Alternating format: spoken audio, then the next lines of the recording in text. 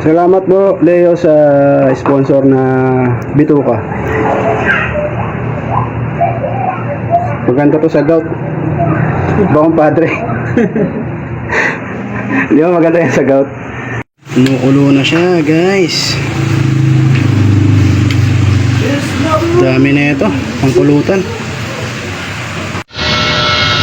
Bituka ng baboy. Anong luto mo rin doon, padre?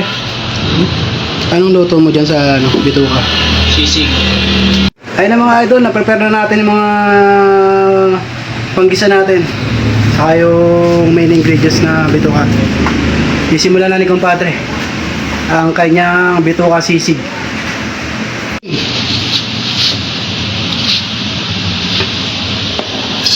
Lawa.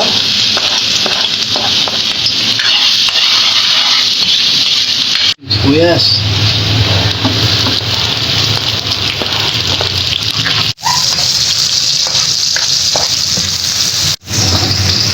Luya. Igisa natin yung mga aromatics. Yung nagpapadungan sa pagkain. Para nagbibigay din ng lasa. Ayan, ihalo na natin yung bituka na hiniwa namin sa dice. Guys, nahalo-halo na.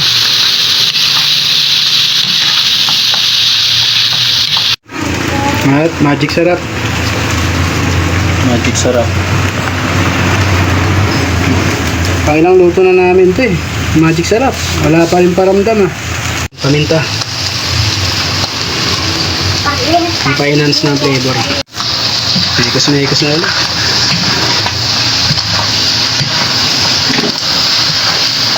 Kung naaamoy nyo lang mga idol, napakabango.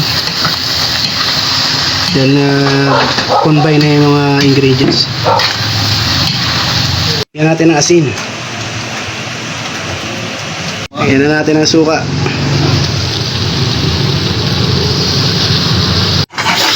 Masarap na siya mga idol. Tama yung lasa ng asin sa kaalat.